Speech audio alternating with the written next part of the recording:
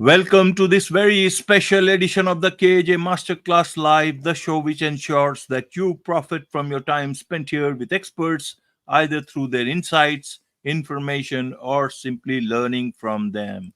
And today we have Alicia Farricielli. She is a certified mindfulness and life coach, speaker, and podcast host. Welcome to the show, Alicia. Thank you. I'm so welcome. Happy to be here. You are welcome. Welcome to the show. Welcome to India in this online form. And I'm sure not just in India, but a lot of people across the globe will benefit from what we are going to talk right now. We'll be talking about how one can unlock their inner potential. We'll talk about self worth, mastery, and inner child healing. But before that, Alicia, let's understand a bit more about you, about your journey, so that people can know who they are listening to. Yeah.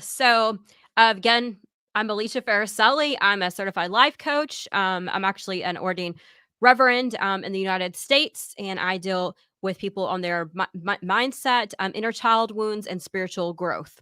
So that's kind of what I did. I got started about basically 10 years ago on my inner journey, trying to heal myself, trying to get to my top potential. And as I got along this journey, I decided I wanted to get into some coaching. And so I started coaching some people for business coaching, but found out that they really needed more mindset work.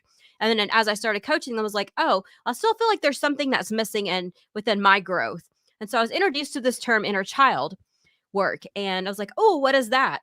So I started doing a little digging into it and just connected with it so much and realized that that was really what was holding me back from my true potential in my business, in my life, relationships, pretty much everything I was doing.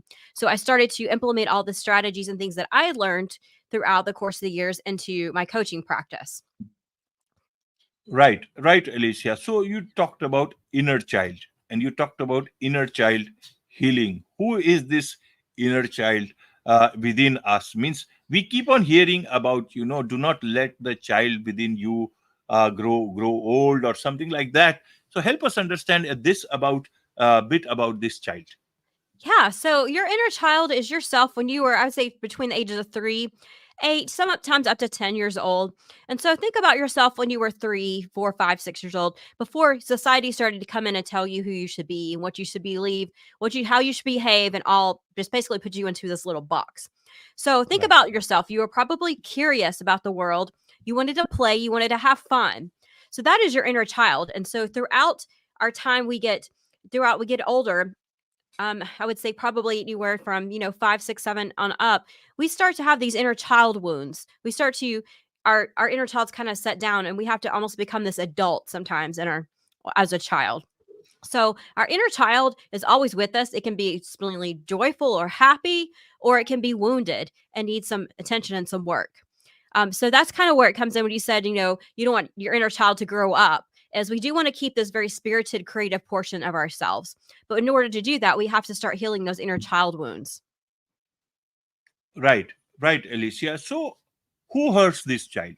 Means, uh, whether you are rich, poor, a lot of people from different walks of life they carry on taking this hurt with them. So, who hurts them? Just because the society tells them that they need to work, work is necessary. Otherwise, what will you eat? Earlier days, people used to be ready to fight the enemy also because anyone could attack at any point in time. Even the lion and the cubs they all need to learn things at the right time. So help us understand then how does the child get wounded? Who wounds them? Yeah. So just if you came, even if you came from what you call a really good background, really good family, doesn't mean that you don't have any type of inner child wounds. Our parents and our society, our teachers, our friends, everybody, they do the best they can with the knowledge that they have. So maybe your inner child, you're like, I came in this great, I have the really supportive parents and stuff too. But maybe you had a teacher that said, well, you're not doing enough. You're not, you talk too much in class. Maybe you're very social. Or maybe like I didn't talk enough. So my teachers wanted me to talk more.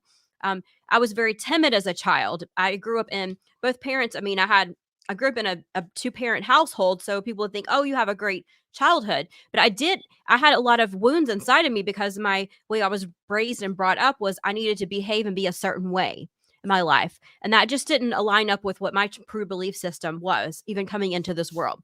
So it doesn't have to be your parent wounds. It doesn't have to, you don't have to come from a broken family to have these wounds. Now, wounds are a little bit different than major traumas. Your major traumas are anything that comes up that's more um, physical, sexual, deep emotional traumas. You definitely want to go with a work with a licensed therapist, someone who's going to help deal with those traumas before you start getting into the wounds. By wounds, we're talking something simple as maybe a kid in your class called you ugly, or maybe you grew up and you were the pretty kid in class. So you have all these expectations that are put on you. And so you believe yourself, so you only have exterior value as an appearance value as opposed to an internal value. So it's really how you view yourself in the world as you kind of grow into these wounds. So these wounds can come from different things. They don't necessarily always have to come from our parents like we think. Everyone pretty much has some type of little wound inside of them, or else we just be perfect individuals. But it doesn't mean that you're broken or distraught. It just means that there's some things that that may be holding you back from getting to where you want to be. Maybe it's time to step back and think about where that came from. Was it something that was told to me as a child? And am I carrying this wound inside of me, keeping me from going forward? Is it keeping my self-worth, my self-value from reaching the top of what I really it could truly be? Right, Alicia, right. So when does this inner child, a wounded inner child, you know, comes up in our lives? Can it be any point in time, or is it only when we achieve a certain degree of success, or is it young age, old age, what age? Every age, young age, old age, you can be 99 and still have these inner child wounds. Now, again, these inner child wounds are brought to you when you were at a young, innocent age, as in you didn't have any care in the world. So I'm not talking about we get wounded as adults. A lot of times we come across things that really irritate us, that make us upset. That can usually tie into something that's inner child wounds. If you have a boss, I know you're a business owner and you have certain clients that are you just can't work with. There's certain people in your life that you can't set boundaries with. A lot of times it goes back Right, to inner child wounds. And these things affect us every single day. right, Alicia. So should we try to embrace the inner child, Yeah. or should we try to heal the inner child? Which is the better or best strategy here? So you want to heal the inner child so you can embrace the inner child. If you don't take care of the inner child, think about a 3-year-old. They're going to consistently beg for attention. They're going to do whatever they can to feel safe and secure because that they don't know that they can't do that. So think about that. If you ignore or ignore a 3-year-old, what are they going to do? They're going to pitch a fit. They're going to scream. They're going to act out. That's what an inner child is doing as an adult if we don't nurture it. So we want to have a very healthy inner child, and that's definitely happy. I mean, it definitely can happen. Our inner child never goes away. So we can either have a wounded inner child and let that affect our lives, or we can create and embrace this inner child. And I call mine little Alicia, and I bring her out for creativity for anytime I need support. But there are days that she goes through and she needs that extra safety. She doesn't feel safe. She doesn't feel loved or cared for. And it's usually something that's happened that has triggered my inner child. And so I can go back inside of her and care for her and love her and embrace her and let her know that she's loved until she comes out as a creative, fun inner child as opposed to a wounded inner child. Right, Alicia, right. So when you talk about embracing the inner child, you also talk about uh, emotional freedom. What is this emotional freedom all about? So it is just joy in your life. You're feeling this inner peace inside of yourself where you're not fighting with yourself. You're not feeling down and out and like the world you're looking at the world in just a very joyful place, a very happy place within yourself. And it all goes back into your inner self. So again, our inner child can be this aggravated, upset child, or it can actually be this really happy child, happy portion of yourself. And so it's all really how you view the world. And so, in able to view the world, you have to start getting these inner child wounds taken care of because they're hindering your view. Right, Alicia. So how is this inner child and self-worth related? Is it related, not related, or a little related? It's 100,000%, 100,000% related. Your self worth is tied into self worth. We think about self worth as we have to be happy all the time. We have to be this certain person. Self worth is just knowing that you have value within yourself and knowing that you have value in the world, and no matter what happens, that value always stands. So you can walk about the day and people can tell you things up and down that how horrible a person you are, but you still have that self value inside of you. And so as an inner child is very tied into that. If you were small and you'll say I'm just going to say your parents told you that they ignored you all the time. They didn't let you have a voice. Or maybe they told you that you were extra special and that they nurtured and they just went they gave you so much attention that they didn't let you have room to breathe. Those can be inner child wounds and they can actually affect the way that you view yourself and your self-worth. Right, right, Alicia. So, how can people understand first that they are wounded in a way, and how do they seek help? Who should they first Yeah. go to? What is the process? You also talk about certain techniques. If you can tell us how people, not everyone will be able to take your services. So, people who can listen, Yeah. who will listen to this, if they can help themselves with the techniques that you can share. Absolutely. So, some signs that you have a wounded inner child is you are a people pleaser. You can't say no. You don't have boundaries within relationships. If you're continuously grasping the same client, the same type of client in, or if you're having the same conversations with your partner, your spouse, that it's just butting up against each other all the time, you probably have inner child wounds. Other things that happen if you have, if you friendships, a lot of times if you're going to happy hour and you're surrounding yourself by people who are the same type of people, you have a bunch of inner child wounds. I'm talking about the complaining portion of it. You have inner child wounds that are probably working against each other. Some things that you can do is, first of all, you want to get in and accept and acknowledge your inner child and let it know that it's loved and has great, give it grace no matter what. So once you start learning and accepting that, look in the mirror and just tell yourself, put your hand on your heart and say, you are loved, you are protected, and you are safe. Because we have to get the inner child to feel a little safety at the point, because really that's what it needs. That's what it's begging for, is to feel safe and loved. So once you start doing that, I always recommend journaling down things that you want to change in your life. Do you want to change your relationships? Do you want to change your business? Do you want to make more money? What are you looking for in your life? And what's holding you back from that? And what are your true beliefs about that?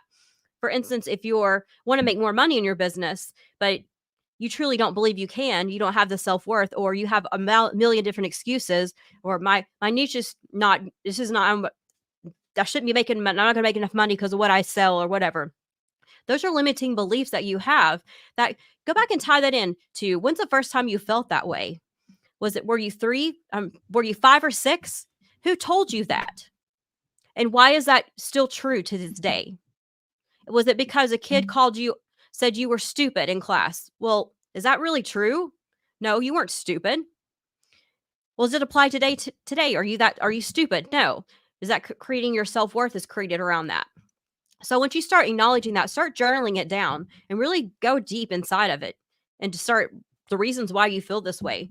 And then follow back up with some affirmations. And by affirmations, we want to say, I am, and you want to feel into that affirmation. What does it feel like? I am smart. I have a limited financial abundance. No matter what, my business is going to grow no matter what industry I pick. Things like that, and really feel into what that feels like. And then go into some deep meditation. I'm a huge proponent of meditation. I actually teach meditation. Right. Meditation gets us into our subconscious. It's getting us into that inner child. There are tons of inner child video meditations on YouTube, on Spotify, all kinds of different places that you can go in, and we'll walk you through. Start with a 10-minute meditation, guided meditation. You don't have to go too deep the first time, but just keep doing this every single day.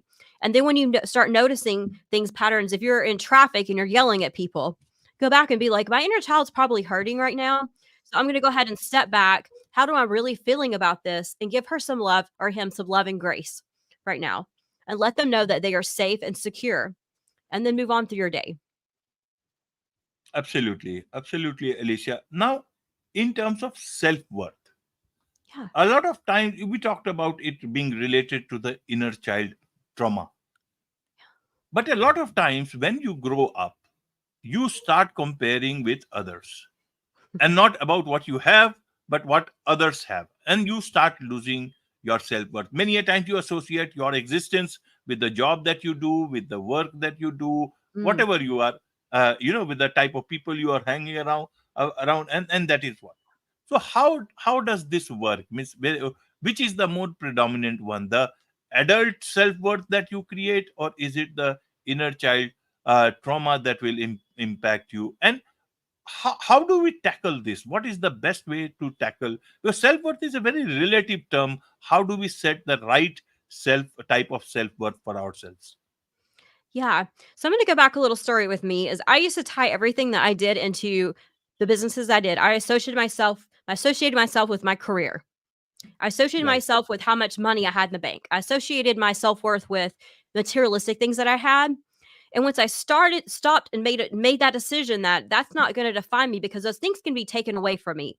But what can't be taken away from me is how I want to feel about myself. So really get deep inside and how do you want to feel about yourself? You want to feel confident? Do you want to feel like you're worth something? Or do you want to continue to tie yourself into these, I'll call materialistic things?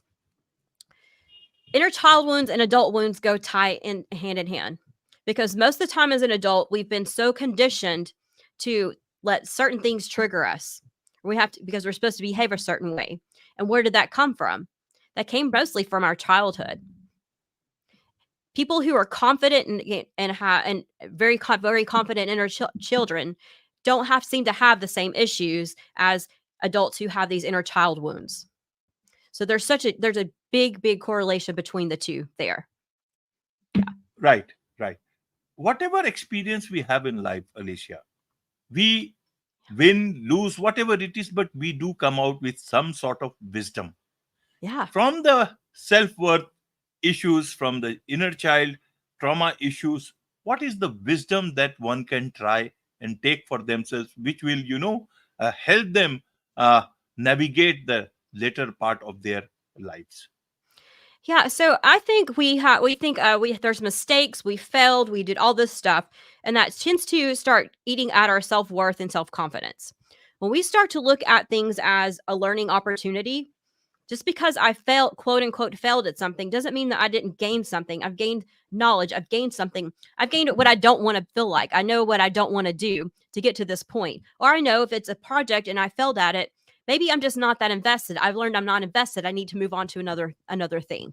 So every opportunity, everything that we do, I don't call these failures anymore. I call them opportunities. I call them lessons because that's what they are. We're always gaining, we're always learning something. But if we turn around and we say, well, I failed, we're becoming a victim into the failure, which is not really a failure because you've learned something. It doesn't matter anything. You've learned something about yourself. Maybe you learned that you feel like you are a failure. Maybe that's something you learned that you need to work on. So take every single opportunity as a learning lesson and then keep moving forward with it. Keep moving forward with it. There is much to learn from you, Alicia, but this is just one episode in my podcast. But you have your own podcast. You are the host of the Yeah. Intuitive Revolution podcast. So tell us a bit about your podcast so that people can learn a lot from your podcast. Yeah, so my podcast is designed to I have multiple guests coming on outside of myself as well to teach you about all things kind of a spirit, to give you a spiritual mindset, to give you a holistic mindset, mind, body, spirit is where it ties into. So I have any people on there from, I mean, I've had death doulas, psychics to different people who are holistic wellness practitioners. So it's just kind of giving yourself people to get outside of the little box that they're in and start thinking a little differently and raise just this collective consciousness of life that's going on. Absolutely. That, as I said, there is so much to learn from you, and I'm sure a lot of people would like to learn more from you, about you, get associated with you. So, what's the best way for them to do so? Yeah, so reach out to me. Go to my website. It's Alicia Farricielli, ALICIAFARRICIELLI.com, and contact me on there. I have a free coaching consult. We'll go through for about 60 minutes, figure out what your needs are, and then I'll give you some tips and things and how we can actually work together on that. I have a free inner child workshop on there that's completely free.